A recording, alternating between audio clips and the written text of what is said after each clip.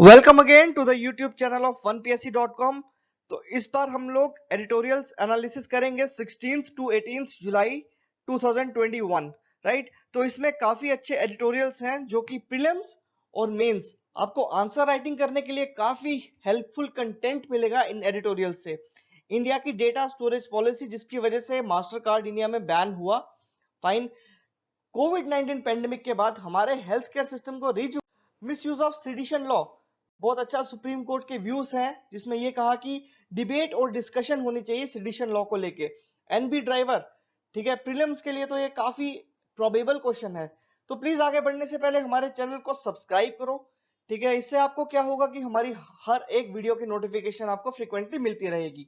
और जितने भी आपके फ्रेंड्स रिलेटिव्स, राइट, जो कि यूपीएससी या स्टेट सर्विसेज की प्रिपरेशन कर रहे हैं, उनको प्लीज उनके साथ ये वीडियो शेयर करो और इस वीडियो को पूरा अच्छे से देखना। राइट, और जो स्टूडेंट्स सीरियस कैंडिडेट से मेरी रिक्वेस्ट है कि इनके नोट्स बनाएं और अपने आंसर्स में इनको जरूर यूज करें।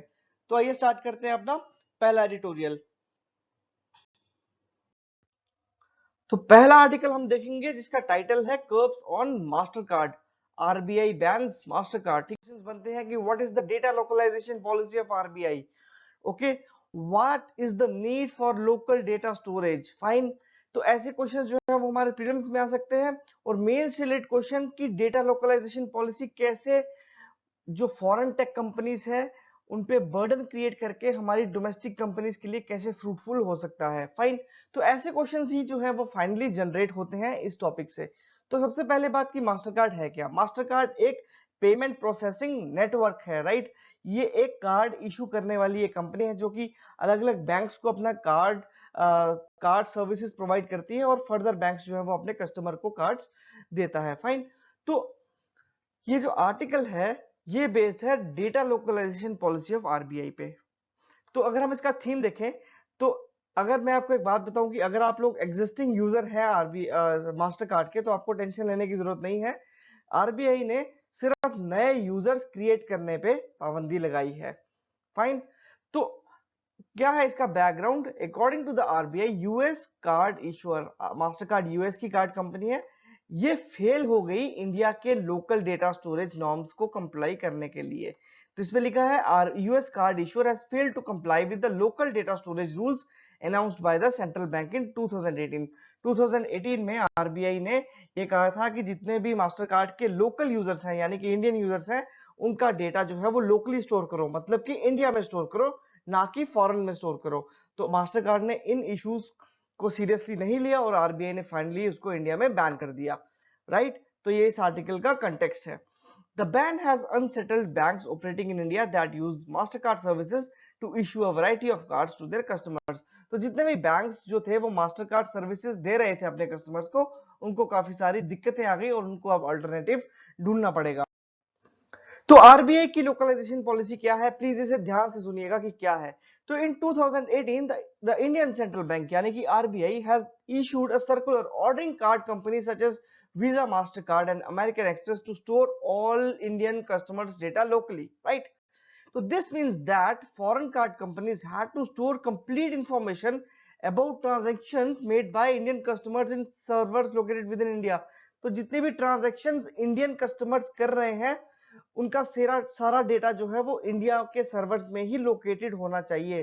राइट, तो कंपनीज को 6 महीने का समय दिया गया था कि 6 मंथ्स में जितनी भी इंडियंस जो ट्रांजैक्शन कर रहे हैं अपने मास्टर कार्ड के थ्रू वो सारा डेटा लोकली स्टोर करो यानी कि इंडिया में स्टोर करो। तो इसकी जरूरत क्या थी। The local storage of customers data is necessary to protect the privacy of Indian users and also to address national security concerns. Okay, तो what is the issue. Issue क्या है, अगर हम इशू को देखें तो master card deleted Indian customers data from its foreign servers and promise to invest in building local servers in India to store local customer data. तो master card ने कहा कि हम हमारा डेटा जितने भी फॉरेन सर्वर्स में है हम उसको डिलीट कर देंगे और उन्होंने प्रॉमिस किया कि हम सारा डेटा जो है वो लोकली अपने लोकल सर्वर्स पे स्टोर करेंगे। लेकिन आरबीआई को ये कुछ ना कुछ जरूर पसंद नहीं आया होगा जिसकी वजह से उन्होंने या मास्टर कार्ड ने सारे उनके नॉर्म्स कंप्लाई नहीं किए होंगे तो उसकी वजह से उन्होंने इसको बैन कर दिया। तो राइट, तो आरबीआई ने बैन कर दिया मास्टर कार्ड को फ्रॉम इशूइंग न्यू कार्ड्स, लेकिन जो एग्जिस्टिंग कस्टमर्स हैं उनके वो अभी भी ये कार्ड्स यूज कर सकते हैं। तो जरूरत क्या है लोकल डेटा स्टोरेज की, तो ये एक अच्छा टॉपिक है जो आप मेंस में लिख सकते हो। तो customer privacy and national security are genuine concerns that need to be taken seriously. Okay, बहुत जरूरी है। Government believes that mandating foreign companies to set up local infrastructure can boost their local economies. तो local infrastructure and local economics का यहाँ पे relation है। Fine. अब criticism क्या हुआ कि बड़े सारे क्रिटिक्स उठे कि लोकल डेटा स्टोरेज की बात तो ठीक है लेकिन इतने स्ट्रिंजेंट लॉज जो है वो नहीं बनाने चाहिए। तो क्रिटिसिज्म्स क्या है? Data localisation rules are too stringent and they could simply be used by governments as a tool of economic protectionism. Fine. तो एक अपनी इकोनॉमी को, अपनी इकोनॉमिक प्रोटेक्शनिज्म मतलब कि अपने डोमेस्टिक कंपनीज को प्रोटेक्ट करने के लिए गवर्नमेंट कभी कभी इतने स्ट्रिक्ट लॉज बना देती है कि जिससे फॉरेन की कंपनीज काफी ज्यादा डिसग्रेसफुल फील करती है उस कंट्री में इन्वेस्ट करने को लेके, राइट। तो जैसे कि चाइना ने अपने साइबर सिक्योरिटी लॉज इतने स्ट्रिक्ट बना दिए हैं कि वो अब डिस्क्रिमिनेट करते हैं फॉरेन कंपनीज। तो there is a lot of discrimination between foreign companies and Chinese company in China based on the cyber security laws, right. तो ये कहा गया कि it may not be strictly necessary for data to be stored locally to remain protected. तो इतना हमें जो main मुद्दा है हमारा वो डेटा प्रोटेक्शन से है, राइट। तो वो चाहे लोकली स्टोर हो चाहे वो फॉरेन में स्टोर हो, तो मेन मुद्दा है कि डेटा जो है वो स्ट्रिक्टली स्टोर होना चाहिए एकदम प्रोटेक्शन को लेके। फाइन। तो हमारा ऑलरेडी वर्ल्ड में ऐसे कई सारे इंटरनेशनल लॉज हैं जो कि डिजिटल इंफॉर्मेशन जितनी भी है उसकी स्टोरेज को लेके काफी ज्यादा स्ट्रिक्ट हैं। तो foreign international laws to govern the storage of digital information across borders may be sufficient to deal with these concerns. Fine. तो अगर हम इसकी एनालिसिस देखें तो काफी अच्छी एनालिसिस है इसकी। Indian banks that are currently enrolled in the master card network में can make alternative arrangements with other card companies. The RBI's localization policy, as it burdens foreign card companies, may end up favoring domestic card issuers like RuPay. तो जैसे मैंने आपको बताया कि अगर foreign companies के लिए काफी ज्यादा रिस्ट्रिक्शंस हो जाएगी तो उससे फायदा मिलेगा हमारे डोमेस्टिक कंपनीज को, लेकिन उससे नुकसान भी है। तो हम देखेंगे क्या। तो master card owns about 1/3 of the market share in India, and the RBI ban is likely to significantly benefit its competitors. Foreign companies which dominate card payment in India may come under regulatory pressure in the near future. Thus, card payment sectors may end up being restricted to a few domestic companies. तो इससे क्या होगा कि जो foreign card companies हैं वो काफी ज्यादा प्रेशर में आ जाएंगे इंडिया में, राइट, और उनको कोई ना कोई अल्टरनेटिव्स ढूंढने पड़ेंगे। ओके। तो इससे क्या होगा कि जो हमारी डोमेस्टिक कंपनीज हैं उनका कंपटीशन कम हो जाएगा। जब कंपटीशन कम हो जाएगा तो वो अल्टीमेटली अपनी कॉस्ट को बढ़ा देंगी, और उससे क्या होगा कि कहीं ना कहीं जो सर्विस जो है, जो क्वालिटी सर्विस जो है हमारे कस्टमर्स की, वो भी कम हो जाएगी। तो इसको लेके इसका ये एक एनालिसिस था। फाइन। अब एक आर्टिकल जो कि हेल्थ केयर सिस्टम के बारे में बात कर रहा है, ये काफी अच्छा आर्टिकल है जो कि बात कर रहा है कि हमने कौन से लेसन्स जो है वो लेने चाहिए आफ्टर द पेंडेमिक, और कैसे ट्रस्ट को रीबिल्ड करना चाहिए when it comes to public health. Fine. तो क्यों ये आर्टिकल आया? क्योंकि इंडिया के नए हेल्थ मिनिस्टर जो थे वो चूज किए गए। ओके। तो उन्होंने ये कहा गया कि इस आर्टिकल में ये लिखा है कि प्रीवियस एक्सपीरियंस से जो नए हेल्थ मिनिस्टर हैं उनको ये चीज सीखनी चाहिए कि ऐसे कौन से कोर एरियाज में काम करें जिससे कि थर्ड वेव जो है वो कोरोना वायरस की वो बच जाए और हमारा जो हेल्थ सिस्टम है वो और भी उभर के सामने आए। ओके। तो core areas that need to focus, अब इसमें बात करेंगे कि कौन से एरियाज हैं जिनकी वजह से हमारा पब्लिक हेल्थ सिस्टम इंप्रूव हो सकता है, राइट। तो यहाँ पे कंपैरिजन किया गया because these two states has the highest number of covid cases in India, right. तो अब हम कंपैरिजन देखेंगे और ये देखेंगे कि रिक्वायरमेंट क्या है पब्लिक हेल्थ सिस्टम को बढ़ाने की, उसको इंप्रूव करने की as compare to private health care system. Okay. So private capita gross state domestic product which reflects the overall economic situation। तो ये जीएसडीपी जो है ओवरऑल इकोनॉमिक सिचुएशन एक स्टेट की डिपिक्ट करती है, राइट, जो कि सिमिलर है दोनों स्टेट्स की। तो per capita gross domestic product, right, per capita मतलब पर पर्सन जीडीपी जो है दोनों स्टेट्स की वो ऑलमोस्ट सिमिलर है, लेकिन उनके जो फर्टिलिटी रेट्स हैं, जो उनके डेथ रेट्स हैं, वो बहुत ज्यादा वेरी करते हैं। ओके, तो 0.48% for Kerala and 2.04% for Maharashtra. आप देख सकते हैं कि कितना वेरिएशन है, महाराष्ट्र में इतना ज्यादा फर्टिलिटी रेट है और केरला में इतना कम फर्टिलिटी रेट है। इसका मतलब an average a COVID-19 patient in Maharashtra has been over 4 times more likely to die when compared to 1 in Kerala. तो 4:1 की रेशियो है when it comes to death in Kerala versus Maharashtra. Okay, so Kerala has per capita 2.5 times more government doctors and equally higher proportion of government hospital beds when compared to Maharashtra. क्यों है केरला में कम proportion fertility rate की? क्योंकि केरला के पास ज्यादा government doctors हैं और ज्यादा गवर्नमेंट हॉस्पिटल बेड्स हैं as compare to Maharashtra. Maharashtra के पास प्राइवेट हॉस्पिटल ज्यादा हैं, लेकिन केरला के पास गवर्नमेंट हॉस्पिटल ज्यादा हैं। So Kerala allocates per capita over 1.5 times higher funds on public health every year. This is the importance of public health system, improving public health system, right? तो Maharashtra has large private health care sector, जैसे मैंने आपको बताया महाराष्ट्र के पास ज्यादा private health care sector है, लेकिन उसका वीक पब्लिक हेल्थ सिस्टम, उसका जो गवर्नमेंट पब्लिक हेल्थ सिस्टम है वो बहुत वीक है, जिसकी वजह से उनकी एफिशिएंसी में काफी ज्यादा क्रिटिकलनेस आती है, काफी ज्यादा डेफिशिएंसी है उनके सिस्टम में। Fine, so robust government healthcare services in Kerala has been translated into more effective outreach, timely testing, early case detection and more rational treatment for COVID-19 patients। और इनकी वजह से क्या हुआ, टोटल फर्टिलिटी रेट्स जो हैं वो कम हो गए। तो अगर हम इससे देखेंगे कि existing evidence from covid pandemic provides a clear message, तो इससे हमें क्लियर मैसेज देखने को मिला। क्या मिला? A neglect of public health system can mean a large scale avoidable losses of lives. Hence, public health services must be upgraded rapidly and massively as a topmost priority. तो यहाँ पे public health system को increase करने की बात की जा रही है, इंप्रूव करने की बात की जा रही है। तो फोकस ऑन पब्लिक हेल्थ, ठीक है, अगर हम बोलेंगे कि पब्लिक हेल्थ को इंप्रूव करना है तो हमें ये सब टॉपिक पढ़ना पड़ेगा कि फोकस ऑन पब्लिक हेल्थ।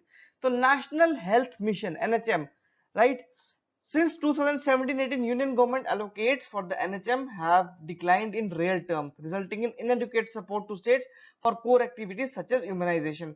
तो ये तो since 2017-18 से यूनियन गवर्नमेंट ने जो एलोकेशन, जो बजट एलोकेशन है नेशनल हेल्थ मिशन के प्रति वो कम कर दी गई है, स्पेशली इम्यूनाइजेशन रिलेटेड एक्टिविटीज के साथ। तो इसमें ये लिखा है कि systematic gaps in public health system affects the delivery of covid vaccination. इसकी वजह से क्या हुआ कि systematic gaps in public health system affects the delivery of covid vaccination. The year central allocation for national urban health mission is 1000 crore which amounts to less than ₹2 per month पर urban Indian. इतना कम है, ₹2 से भी कम है पर urban Indian को under the national urban health mission के प्रति। तो हमें क्या करना है, अपने जो बजट एलोकेशन है हमारा जो पब्लिक हेल्थ है उसको हमें बढ़ाना पड़ेगा। The Parliamentary Standing Committee recommended that to reach national health policy targets, the government must allocate rupees 1.6 lakh crore for public health during the current year। तो पार्लियामेंट्री स्टैंडिंग कमेटी ने क्या budget propose किया? 1.6 लाख करोड़। इससे क्या होगा कि हमारा जो पब्लिक आउटरीच है वो बढ़ जाएगी, ठीक है। तो अगर हम ये देखें कि there is a need to strengthen health services in rural and urban areas across the country. Fine, तो ये जो अगर है तो हम एक क्रिटिकल एनालिसिस में अपने हेल्थ से रिलेटेड अगर कोई क्वेश्चन आएगा तो हम उसके लिए लिख सकते हैं। So private sector regulations, massive hospital bills have caused untold distress among the middle class. तो मिडिल क्लास जब प्राइवेट हॉस्पिटल में जाएगा तो उसको बहुत ज्यादा इकोनॉमिक बर्डन पड़ जाएगा, क्योंकि उनके बिल्स जो होते हैं वो काफी ज्यादा हाई होते हैं। Okay, over use of remdesivir, जैसे हमने देखा कि दिल्ली का सिनेरियो या बड़ी बड़ी सिटीज का सिनेरियो जहां पे काफी ज्यादा लोगों में भाग दौड़ थी रेमडेसिविर मेडिसिन को लेके और उसके अनरेगुलेटेड प्राइस को लेके। फाइन, तो इसकी वजह से क्या हुआ था कि एक मिडिल क्लास पे काफी ज्यादा बर्डन आ गया था, राइट। तो there is a need to regulate rates and standards of care in the private sector. अगर हम लोग प्राइवेट सेक्टर की बात करें तो वहां पे रेगुलेशन की जरूरत है, पब्लिक सेक्टर की बात करें तो वहां पे इंप्रूवमेंट की जरूरत है। Fine. So need to implement the clinical establishment registration and regulation act CEA. तो बहुत सारी स्टेट्स ने ऑलरेडी क्लिनिकल एस्टैब्लिशमेंट एक्ट जो है वो इंप्लीमेंट कर दिया है अपनी स्टेट में, बहुत सारी स्टेट्स ने नहीं किया है। ये जो क्लिनिक एस्टैब्लिशमेंट एक्ट है ये रेगुलेट करता है इंडिया के काफी ज्यादा प्राइवेट सेक्टर हॉस्पिटल्स को। तो ये पास हुआ था 2010 में। It seeks to regulate all clinic establishments in India. The act requires all clinical establishments to register themselves and provide a set of standard treatment guidelines for common disease and conditions। मैंने आपको बताया कि कई सारे states ने ये presently अपने implement कर दिया है। फाइन। तो अब इशू क्या है, अब क्लिनिक एस्टैब्लिशमेंट जो एक्ट है इसके इश्यूज क्या हैं, ये बहुत जरूरी है पढ़ना। ये क्वेश्चन भी आ सकता है आपको कि what are the issues associated with the CEA act. Okay. The act is not effectively implemented due to major delay in notification of central minimum standards। Minimum standards अभी तक भी स्टेट्स को इशू नहीं हुए हैं, जिसकी वजह से ये एक्ट जो है वो इफेक्टिवली इंप्लीमेंट नहीं हुआ है। ठीक है, कोई फ्रेमवर्क प्रॉपरली डिजाइन नहीं है for the regulation of rates. एक इशू ये आ गया। दूसरा issue, initiatives from the central government to promote regulation of private hospitals during the कोविड-19 situations are conspicuously inadequate. Okay. तो नीति आयोग ने रिसेंटली पब्लिश किया था एक डॉक्यूमेंट जिसका नाम था investment opportunities in India health care sector. उसने प्रमोट किए थे further privatisation of health care in country. लेकिन मैं आपको ये बताता हूँ कि इंडिया में one of the most private hospitals हैं वर्ल्ड के। ठीक है, India already has one of the most privatised health systems in the world. लेकिन प्रॉब्लम कहाँ पे है, India has unregulated private health care system. India में रेगुलेशन जरूरत है प्राइवेट हेल्थ केयर को लेके, राइट। तो हमारे जो सीईए एक्ट है यहाँ पे कोई भी मेंशन नहीं है related to the regulation of private hospitals. Got it. तो way forward, what is the way forward, conclusion क्या निकला? The priority should be to shape the national health policy in India. The health minister, the newly appointed health minister must exert his authority to stop such moves for further privatization which might benefit healthcare corporates but would be damaging for ordinary people। ठीक है, अगर हम further privatisation करेंगे इससे क्या होगा कि health care corporate जो बड़े बड़े हॉस्पिटल्स हैं उनको तो फायदा मिलेगा, लेकिन ऑर्डिनरी लोगों को बहुत नुकसान होगा। तो हमें फोकस करना होगा हमारे प्राइवेट हॉस्पिटल्स की जगह पब्लिक हेल्थ केयर को बढ़ाया जाए, उनको इंप्रूव किया जाए। So this is the time when it is critical to rebuild public people's trust in public health system. यही एक मौका है। कोविड-19 पेंडेमिक के बाद से हम अगर सीख लें कि अभी ट्रस्ट को अगेन बिल्ड करना है when it comes to public health system. This would help in overcoming कोविड-19 वैक्सीनेशन हेजिटेंसी। वैक्सीनेशन हेजिटेंसी मैंने ऑलरेडी आपको एक वीडियो में समझा दिया है। while strengthening the promotion of healthy behaviors necessary to deal with the current wave of COVID-19 and present a third wave. So there is a need for strengthening public health systems, regulating private healthcare and preventing further privatization of the healthcare sector, right? So ये इसका एक conclusion था। तो please आप साथ साथ में video देखने के साथ साथ प्लीज हमारे चैनल को सब्सक्राइब भी कीजिए। नीचे बेल आइकन है, बेल आइकन को जरूर प्रेस करो और उसको सब्सक्राइब करो। अब एक इंपॉर्टेंट आर्टिकल जो कि कहता है miss use of sedition law. अब सेडिशन लॉ हमारे इंडियन पिनल कोड में सेक्शन 124 ए लॉ कहता है कि सेडिशन लॉ ये कहता है कि कोई भी इंसान बाय वर्ड्स और बाय रिटन लैंग्वेज या विजिबल रिप्रेजेंटेशन के थ्रू नफरत या विरोध दिखाता है गवर्नमेंट के प्रति, यहाँ डिसअफेक्शन दिखाता है गवर्नमेंट के प्रति, राइट, तो वो एक क्रिमिनल ऑफेंस है। और ऐसा क्रिमिनल ऑफेंस जो कि नॉन बेलेबल ऑफेंस है, उसमें बेल भी नहीं मिलेगी, राइट। और उसकी सजा क्या है, imprisonment up to 3 years to a life term. उसको गवर्नमेंट जॉब से भी निकाल दिया जाएगा। A person charged under this law is barred from a government job. और तीसरा, उसको बिना पासपोर्ट के रहना होगा and must produce themselves in the court. और जब भी उसको कोर्ट में बुलाया जाएगा उस इंसान को, उसको कोर्ट में अपनी पेशी जो है वो देनी होगी। तो काफी ज्यादा जो है विरोध हो रहा है। सुप्रीम कोर्ट ने भी इस पे डिस्कशन करने की बात कह दी है कि सेडिशन लॉ की वजह से हमारे सिटीजन्स की जो फंडामेंटल राइट्स है, right to free speech and liberty, वो वायलेट हो रही है। क्योंकि अगर कोई भी, अगर हम फॉर एग्जांपल गवर्नमेंट के प्रति कोई प्रदर्शन करते हैं या राइट टू डिसेंट जो हम लोग गवर्नमेंट के प्रति दिखाते हैं, तो हमारे हमारे पे सेक्शन 124 आईपीसी के अंडर हमें क्रिमिनल चार्जेस के तहत हमें सजा मिल सकती है। फाइन।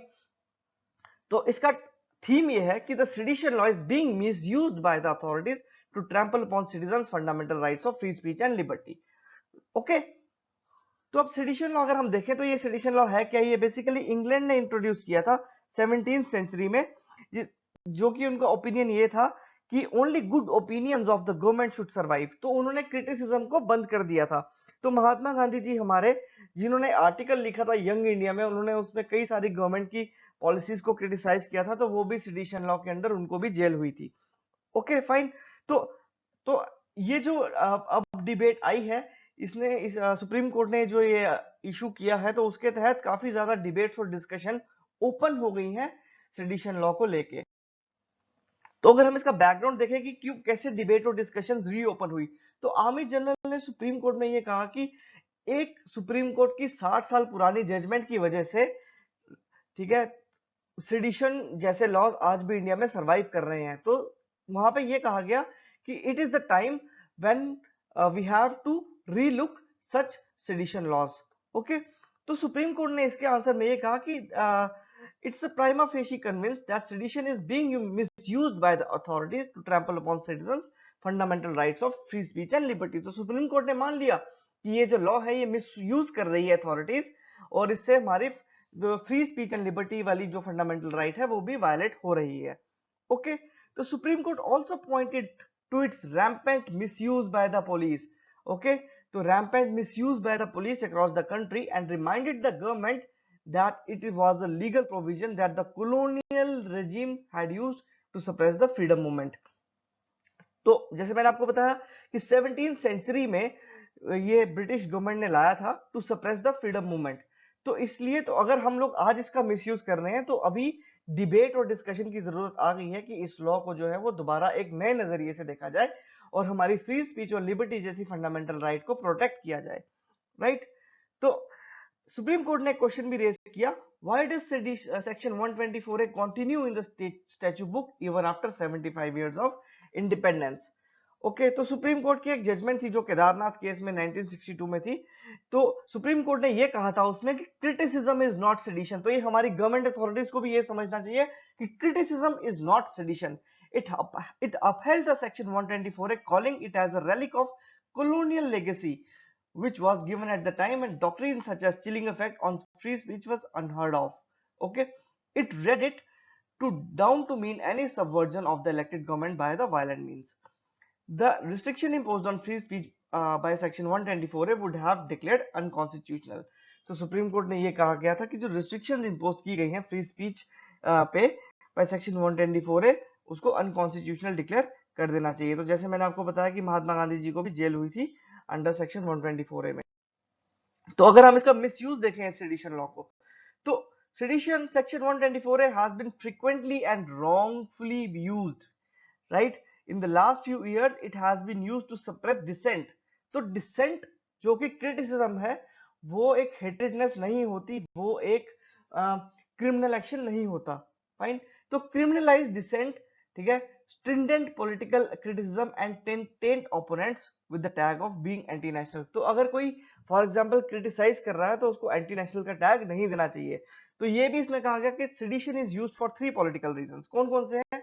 टू सप्रेस क्रिटिसिज्म, हमारी गवर्नमेंट और या हमारी अपोजिशन या गवर्नमेंट जो है वो सेडिशन को यूज करेगी 3 पॉलिटिकल सेल्फ पॉलिटिकल रीजंस के लिए। पहला, to suppress criticism and protest against particular policies and protect projects of the government. तो अगर कोई फॉर एग्जाम्पल कोई पर्टिकुलर पॉलिसी या प्रोजेक्ट जो है गवर्नमेंट का उसको क्रिटिसाइज करता है, तो वो सेडिशन के अंदर नहीं आना चाहिए, जबकि ये गवर्नमेंट इसको यूज करती है। Second, to criminalise dissenting opinions from rights defenders, lawyers, activists and journalists.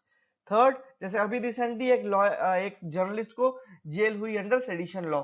तो तीसरा क्या है? To settle political scores sometimes with communal hues. तो ये 3 पॉलिटिकल रीजंस हैं जिसकी वजह से गवर्नमेंट जो है वो सेडिशन यूज करती है। तो वे फॉरवर्ड क्या है इसका? The recent petitions in Supreme Court may set the tone for what would be comprehensive reconsideration of a section that has been frequently and wrongfully used. Okay, while issuing fresh guidelines and safeguards is one way of quelling the potential of its misuse. ठीक है, तो fresh guidelines और safe guards हमें issue करके, supreme court को issue करके, ये एक तरीका है जिससे उसका जो पोटेंशियल मिसयूज हो रहा है सेडिशन लॉ को, उसको रोका जा सके। उससे क्या होगा, उससे ये होगा कि सेक्शन 124A पे लगाम लगाई जाएगी और इसका जो मिसयूज है उसको हम लोग कर्ब कर सकते हैं, उसको हम रोक सकते हैं। फाइन। अब एक इंपॉर्टेंट आर्टिकल जिस से एक ऐसा टूल बनाया गया है, एआई मतलब आर्टिफिशियल इंटेलिजेंस, उसकी मदद से एक ऐसा टूल बनाया गया जिसने कैंसर कॉजिंग म्यूटेशंस को स्टडी किया, जो कैंसर कॉजिंग म्यूटेशंस को एनालाइज करने की क्षमता रखता है। तो म्यूटेशंस का मतलब अगर किसी भी जीन में या किसी भी सेल में अगर चेंजेस आती हैं, उसके स्ट्रक्चर में चेंजेस आती हैं, तो उस सेल में म्यूटेशंस आती हैं। फाइन।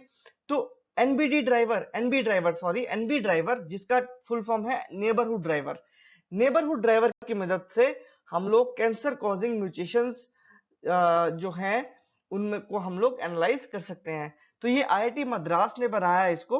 ओके, तो एक ड्राइवर म्यूटेशंस होती है, एक पैसेंजर म्यूटेशंस होती हैं। ड्राइवर म्यूटेशंस वो म्यूटेशंस जिनसे कि कैंसर कॉजिंग सेल्स जो है वो ग्रो करते हैं। फाइन। तो म्यूटेंजर और डिजीज जो है वो बढ़ती है, और पैसेंजर म्यूटेशंस वो जिससे कि डिजीज नहीं बढ़ती और वो कैंसर कॉजिंग सेल्स को ग्रो नहीं करते। तो इस ड्राइवर म्यूटेशंस को पैसेंजर म्यूटेशन सेल से डिफरेंशिएट करने के लिए एक एनबी ड्राइवर जो है वो बनाया गया। तो अगर हम इसका बैकग्राउंड देखें, by looking at the neighbourhood of A mutation in a genome, it can look at a harmful driver mutation and distinguish, याद रखिए, distinguish them from a neutral passenger mutation. तो कैंसर कॉजिंग ड्राइवर्स से distinguish करना passenger mutations को। Okay, तो challenges क्या अब तक फेस कर रहे थे साइंटिस्ट? तो the difference and the large number of passenger mutations that do not have any effect on the progression of the disease। तो ड्राइवर म्यूटेशन से डिजीज जो है वो बढ़ेगी और पैसेंजर म्यूटेशन से कोई भी डिजीज जो है वो नहीं बढ़ेगी। राइट। तो म्यूटेशंस क्या होगी, दोनों में होगी, लेकिन ड्राइवर म्यूटेशन से डिजीज बढ़ेगी और पैसेंजर म्यूटेशन से डिजीज नहीं बढ़ेगी। ये आपको बड़ा ध्यान रखना है कि ये जो थिन लाइन है between the driver and passenger mutations, इसकी आज तक जो थी वो रिसर्च नहीं हुई थी।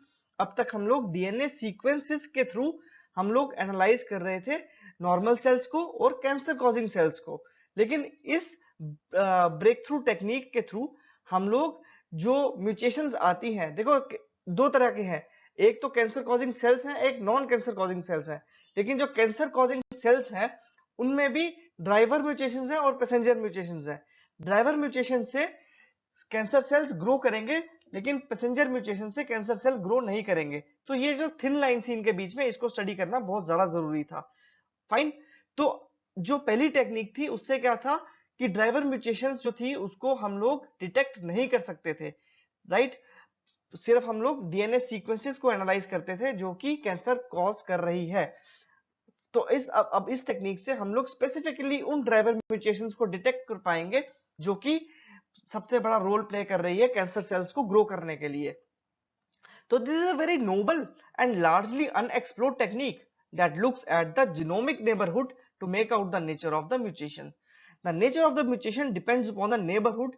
एंड देखो, अगर एक ये सेल है और अगर एक ये दूसरा सेल है, अगर इसमें म्यूटेशंस हुई है, इसमें नहीं हुई है, तो ये जो एनबी ड्राइवर है हमारा, नेबरहुड ड्राइवर जो है हमारा, वो ये डिटेक्ट कर लेगा कि ये पैसेंजर सेल है, ये ड्राइवर सेल है, क्योंकि इसमें म्यूटेशंस हो रही है, इसमें म्यूटेशंस नहीं हो रही हैं, और इसकी म्यूटेशंस होने की वजह से कैंसर जो है वो ज्यादा बढ़ रहा है।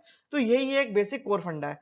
तो जो थिन लाइन थी between driver and passenger mutations के बीच में, वो इसने सॉर्ट आउट कर दी। और इस रोबस्ट स्टैटिस्टिकल मॉडलिंग की वजह से क्या हुआ कि इसकी जो एक्यूरेसी है ड्राइवर सेल्स को डिटेक्ट करने की, वो 89% है। इतनी ज्यादा एक्यूरेसी है कि ये कैंसर कॉजिंग सेल्स को बड़ी ही बारीकी से डिटेक्ट कर सकता है।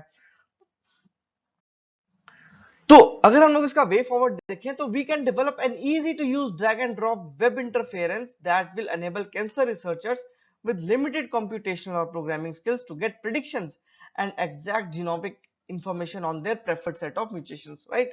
So the NB driver, the neighborhood driver, will be a part of a broader cancer genomic sequencing analysis, right? तो ये प्योर एक साइंस टाइप का क्वेश्चन था जिससे आपको प्रीलिम्स में भी क्वेश्चन आ सकता है कि NB driver is associated with तो ये आपको आना चाहिए। इसलिए कहता हूं कि एडिटोरियल्स जो है वो इंपॉर्टेंट है, क्योंकि ऐसे एडिटोरियल्स आपके प्रीलिम्स का क्वेश्चन को करेक्ट मार्क करने के लिए बहुत हेल्प करेंगे। अब एक आर्टिकल जो ये बात कर रहा है कि judicial interference in N investigating officer can do without, मतलब जुडिशरी की इंटरफेरेंस पुलिस इन्वेस्टिगेशन में। इसके दो पहलू हैं। पहला है कि कुछ ऐसे इंस्टेंसेस जैसे कि जॉर्ज फ्लॉयड की जो डेथ हुई थी मई 2020 में, और एक सांताकुलम तमिलनाडु में जो एक पुलिस ब्रुचैलिटी से जो डेथ हुई थी, ठीक है, ऐसे जो इंस्टेंसेस आते हैं, ऑफ कोर्स इसमें ये ऐसे इंस्टेंसेस जस्टिफाई करते हैं कि पुलिस अथॉरिटी को रेगुलेट करना चाहिए और इनकी इन्वेस्टिगेशन को भी रेगुलेट करना चाहिए और ऐसी एक्टिविटीज को क्रिमिनलाइज करार करना चाहिए। लेकिन कुछ ऐसे इंस्टेंसेस जिसमें पुलिस की इन्वेस्टिगेशन पे जुडिशरी की इंटरफेरेंस नहीं होनी चाहिए, ये आर्टिकल उसके बारे में बात कर रहा है। फाइन। तो इसने ये कहा कि growing instances of judicial interference in an investigation are not only undesirable but also not sanctioned by law.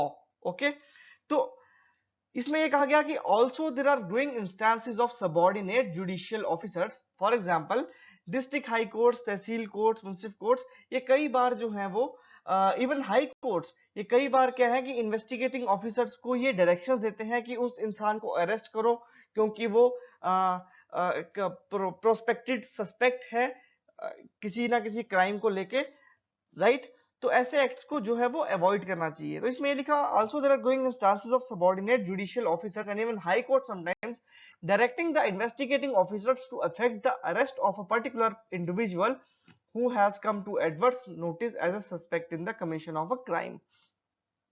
और ये कहा गया कि of however such acts should be avoided।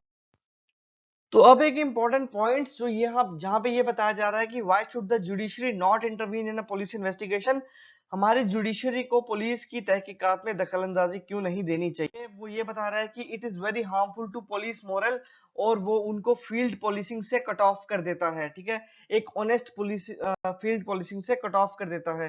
दूसरा important point, court observations that smack of a lack of faith in police ability and integrity will make grassroots level policemen even more arbitrary than now, ठीक है।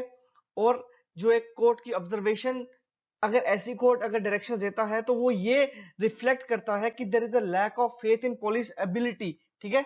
तो उससे क्या होगा कि police की ability पे क्वेश्चनेबल एक्शंस जो हैं वो रेज होंगे, उनके काम करने के तरीके पे काफी ज्यादा क्वेश्चंस जो है वो रेज होंगे और उनकी उससे इंटीग्रिटी पे हार्म पड़ेगा। फाइन।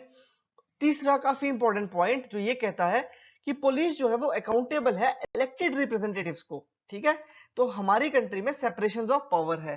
सेपरेशन ऑफ पावर मतलब there is a thin line between a legislative, judiciary and executive based on their powers.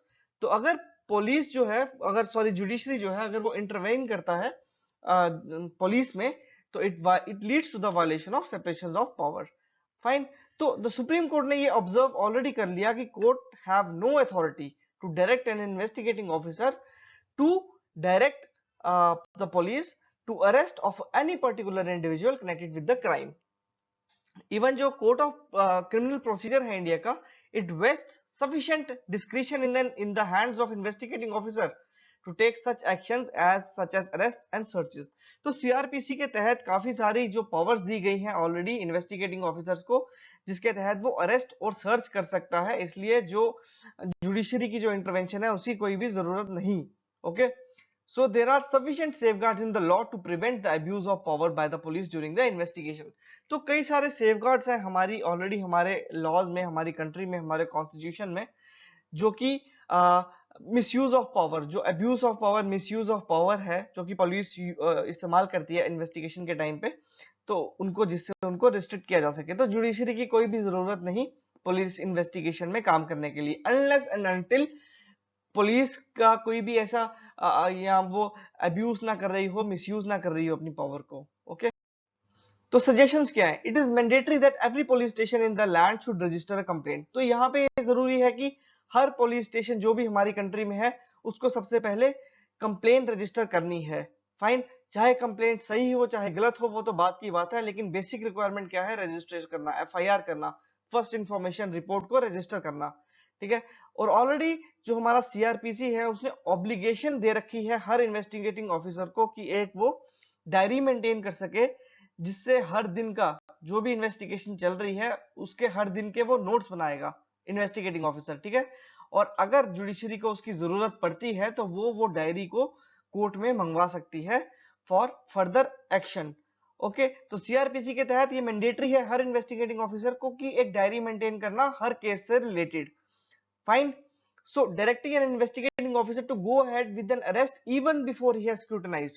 तो अगर जुडिशरी डायरेक्ट करती है किसी इन्वेस्टिगेटिंग ऑफिसर को कि अरेस्ट कर लिया जाए किसी भी इंसान को जो कि क्राइम से कनेक्टेड है या नहीं है, स्क्रूटनी होने से पहले ही, ये हमारे लॉ का वायलेशन है। It is unsustainable in law. Fine. तो what is the way forward? So intervention in the investigation should be curtailed in the light of recent observations by the Supreme Court। तो supreme court ने ये कहा कि courts have no authority to direct an investigating officer to arrest any particular individual connected with the crime। बिना scrutiny के, बिना proper investigation के courts को कोई भी अथॉरिटी नहीं है कि वो एक इन्वेस्टिगेटिंग ऑफिसर को बोले कि इस पर्टिकुलर पर्सन को अरेस्ट कर लो क्योंकि ये क्राइम से रिलेटेड है। Fine. So court should remember that police department has a well established hierarchy to ensure objectivity during a criminal investigation। The dishonest officers who work overtime to sabotage an investigation with a view to saving an offender or are waiting to please a rank outsider for monetary consideration deserve to be pulled by courts। तो जैसे मैंने आपको बताया कि dishonest officers को already जो dishonest officers हैं उनके प्रति कार्रवाई जरूर करनी चाहिए, हमारे कोर्ट्स को उनके प्रति जरूर एक्शंस लेने चाहिए, लेकिन प्रॉपर इन्वेस्टिगेशन होने के बाद, ठीक है, but not before they are found guilty और इंडिफरेंस और मेलेफिसेंस। मेलेफिसेंस का मतलब है रॉन्ग डूइंग। प्रॉपर इन्वेस्टिगेशन के बिना कोई भी एक्शन जो है वो कोर्ट को डायरेक्ट नहीं करना चाहिए इन्वेस्टिगेटिंग ऑफिसर को। An irrational draft population control bill that must go। तो ये एक क्रिटिसिज्म अप्रोच है जो कि उत्तर प्रदेश गवर्नमेंट ने अपना UP population control bill 2021 draft किया है उसके लिए, ठीक है। तो इसमें यह कहा गया कि कोर्शन यानी कि force, incentives and disincentives have little role to play in population stabilization and need to be replaced by principle of informed free। आपको बताऊंगा। और पॉपुलेशन स्टेबलाइजेशन कैसे ऑलरेडी इंडिया में हो रही है और ऐसे जो स्ट्रिंजेंट लॉज हैं उनकी जरूरत नहीं है, उसके बारे में इस आर्टिकल में बताया गया है। तो हमने ये आर्टिकल ऑलरेडी अपनी पिछली वीडियो में कवर किया था। इस आर्टिकल में मैं आपको थोड़ा बहुत इसके बारे में बताऊंगा, ठीक है। तो इसमें यह कहा गया कि this has brought negative reactions from various experts due to irrationality of disincentives it has proposed। तो इस बिल ने क्या बताया? इस बिल ने बताया कि 2 चाइल्ड नॉर्म होने चाहिए। इस बिल ने यह बताया कि you will not be able to contest local body elections if you have more than 2 children, right? या you will not get government benefit schemes, government welfare schemes। तो कई सारे इसमें जो थे वो जो इंसेंटिव्स और डिसएडवांटेजेस इस बिल में प्रपोज किए गए हैं। ओके, तो अगर हम लोग ऐसा देखें कि incentives evidences that backs the principle of informed free choice. अब इन्फॉर्म्ड फ्री चॉइस है क्या? इन्फॉर्म्ड फ्री चॉइस का मतलब ये होता है कि एक जैसे वुमेन है उसका राइट टू रिप्रोडक्टिव हेल्थ, उसकी एक ये फ्री चॉइस है। ओके, तो ये एक ऐसी फ्री चॉइस जो कि इंसान को उसके राइट्स का होने का अधिकार देती है। अगर हम लोग बात करें the programme of action of the international conference on population and development, जिसका इंडिया सिग्नेटरी है, राइट, वो ये कहता है कि it strongly averts that coercion, incentives and disadvantages have little role to play in population stabilization। So population stabilization लाने के लिए इतने स्ट्रिक्ट एक्शंस लाने की जरूरत नहीं है, ये इसने ये कहा है। इंडिया की जो नेशनल पॉपुलेशन पॉलिसी है 2000 की, उसने भी ये कहा था कि टारगेट फ्री अप्रोच होनी चाहिए, ठीक है, टारगेट फ्री अप्रोच होनी चाहिए और हमें फोकस करना चाहिए education, maternal and child health पे, ठीक, okay, rather than such coercive policies. और अगर हम लोग ऐसा करेंगे तो इससे क्या होगा? अवेलेबिलिटी होगी हमारी कंट्री में हेल्थ केयर सर्विसेज को लेके, ठीक है, कॉन्ट्रासेप्टिव सर्विसेज को लेके, और अल्टीमेटली ऐसी स्ट्रेटेजीज जो है वो हेल्प करेंगी हमें पॉपुलेशन स्टेबलाइजेशन लाने के लिए। तो इंडिया की ऑलरेडी पॉपुलेशन पॉलिसी 2000 ये कहती है कि हमें टारगेट फ्री अप्रोच से ही हम लोग पॉपुलेशन ग्रोथ जो है वो अचीव कर लेंगे। और अगर हम लोग उत्तर प्रदेश का नेशनल फैमिली हेल्थ जो सर्वे 4 है, अगर हम उसका डेटा देखेंगे तो Uttar Pradesh government is already on the roads to stabilisation. ठीक है, तो अगर इस हम लोग डेटा को देखेंगे तो Uttar Pradesh government is already on the roads of stabilisation, क्योंकि उसका जो फर्टिलिटी रेट है वो 2.7 पहुंच गया है। ठीक है, 10 साल पहले 3.8 था और अब 2.7 पहुंच गया है। वहां पे इन्फेंट मोर्टेलिटी रेट जो है और मैटरनल मोर्टेलिटी रेट जो है उसके इंडिकेटर्स में भी काफी इंप्रूवमेंट आई है, राइट। तो चाइल्ड मोर्टेलिटी रेट जो उत्तर प्रदेश में वो 78 है एज कंपेयर टू 7 इन केरला। तो अगर हम अल्टीमेटली देखें तो इंप्रूवमेंट तो आई ही आई है। तो there is a very much scope for acceleration of population stabilisation through better delivery of health and education services. Okay, तो क्या ऐसी कोर्सिव पॉलिसीज हेल्पफुल हैं? तो एक्सपर्ट्स का ऐसा मानना है कि ऐसी कोर्सिव पॉलिसीज यानी कि टू चाइल्ड नॉर्म होगा, चाइल्ड सेक्स रेशियो में इंडिया में काफी ज्यादा इंपैक्ट पड़ेगा, स्पेशली हमारी इंडियन सोसाइटी जिसमें कि हाई प्रेफरेंस है मेल चिल्ड्रन को लेके। ओके, तो ऐसा एक मैं आपको इंपॉर्टेंट एक चीज बताऊंगा कि पोर कम्युनिटीज, अगर हम लोग ये देखें कि पोर कम्युनिटीज जो कि ऑफनली ब्लेम की जाती हैं for not exerting population control, but a vast majority of them are keen to receive and actively seek contraceptive services। तो अगर जो हमारी पोर कम्युनिटीज जिनको ब्लेम किया जाता है कि वो पॉपुलेशन कंट्रोल करने में मदद नहीं करती, जबकि उसकी उसमें से बहुत सारे लोग जो हैं वो रेडी हैं कॉन्ट्रासेप्टिव सर्विसेज लेने के लिए। तो अगर कंट्री जो है वो विलिंग है तो हम लोग बिहेवियरल साइंस के थ्रू, हम लोग एजुकेशन के थ्रू, मैटरनिटी सर्विसेज के थ्रू, एकेडमिक्स के थ्रू हम लोग काफी ज्यादा प्रभावित कर सकते हैं लोगों को, सो दैट कि वो पॉपुलेशन कंट्रोल करने में इंडिया की हेल्प करे। फाइन, तो अगर हम लोग इसकी एनालिसिस देखें तो ऐसे प्रपोज्ड एक्ट को बड़े ही हमें डीप थॉट के साथ, बहुत ही इंट्रोस्पेक्शन के साथ, काफी ज्यादा एक्सपर्ट्स की राय लेके ही लाना चाहिए, क्योंकि बहुत आसान है हमारी गवर्नमेंट को ब्लेम करना डेवलपमेंट और पॉपुलेशन को लेके। लेकिन अगर हम इसको एक अलग नजरिए से देखें, अगर हम ये देखें कि हम लोग अगर बेटर हेल्थ सर्विसेज और एजुकेशन सर्विसेज दे सकते हैं तो उसके थ्रू भी हम लोग पॉपुलेशन को कंट्रोल कर सकते हैं। ठीक है, तो इसको बोलते हैं हम डायरेक्टिव ऑफ प्रोपोर्शनैलिटी। ठीक है, डायरेक्टिव ऑफ प्रोपोर्शनैलिटी के थ्रू भी हम लोग जो पॉपुलेशन कंट्रोल, पॉपुलेशन जो है उसको हम स्टेबलाइज कर सकते हैं, उसको हम लोग कंट्रोल कर सकते हैं। फाइन, तो प्लीज हम लोग आपसे रिक्वेस्ट करते हैं कि आप हमारे चैनल को सब्सक्राइब करो, इसको शेयर करो। Thank you so much for your support, और नेक्स्ट वीडियो भी आपको जल्दी ही मिल जाएगा। Keep learning, keep enjoying and stay safe. Bye bye, thank you so much.